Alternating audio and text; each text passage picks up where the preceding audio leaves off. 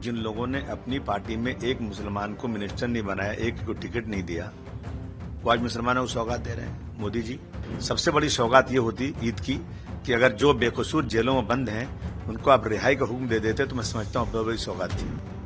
Bharatiya Janata party ने मुस्लिमों का राजनीतिक समर्थन जुटाने की नई पहल की है। पार्टी के अल्पसंख्यक मोर्चा ने ईद के मौके पर 32 लाख मुस्लिमों को विशेष किट बांटने की तैयारी की है। पार्टी ने इस अभियान को सौगात-ए-मोदी नाम दिया है। इस अभियान के तहत मोर्चा के 32,000 कार्यकर्ता देश भर की 32,000 मस्जिदों से संपर्क करके जरूरतमंदों तक पहुंचेंगे। वहीं भाजपा का अभियान विपक्ष को रास नहीं आ रहा है। तमाम विपक्षी पार्टियां बीजेपी को घेर रही हैं।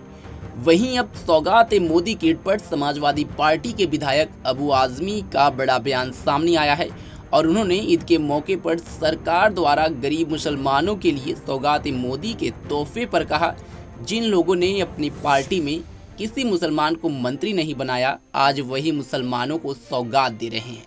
ईद की सबसे बड़ी सौगात होती कि हमारी जेलों में बंद सभी निर्दोष कैदियों को रिहाई का हुक्म दे दिया जाए। फिलहाल सौगात-ए-मोदी पर अबू आजमी ने और क्या कुछ कहा, उसे सुने। अशीम भाई, जैसे हम देख रहे हैं कि सौगात-ए-मोदी ईद के मौके पर किट दिया जा रहा है, कैसे देखते हैं इस चीज को? ऐसा है ना कि मैंने एक कवि का एक शेर सुना था कि जब इलेक्शन नजीक आवत है, मांगो भात पुलाव आवत है। अब इलेक्शन आ रहा है बिहार का, कहीं का मतलब ऐसा है कि जिन लोगों ने अपनी पार्टी में एक मुसलमान को मिनिस्टर नहीं बनाया, एक को टिकट नहीं दिया, वो आज मुसलमानों को सौगात दे रहे हैं। मोदी जी, आपसे हम सिर्फ ये चाहते हैं कि भारतवर्ष का संविधान जो हक देता है हर जात हर धर्म के लोगों को वो अधिकार मिलना चाहिए। हमें किसी भी चीज की जरूरत नहीं है। नौकरी नहीं मिले चलेगा, हमारे साथ जो जुल्म ज्यादती हो रहे वो बंद हो जाना चाहिए। आज जो है हम जब हज सब्सिडी मिल रही थी, बड़े रेवड़ी मुफ्त की रेवड़ी बट रही, उसको बंद कर दिया गया। नागपुर में जिस तरह से बच्चे मस्जिद से निकल रहे हैं, जो मिला सामने उसको बंद किया जा रहा है। अरे ईमानदारी के साथ जो लोग गलत हैं उनको पकड़िए।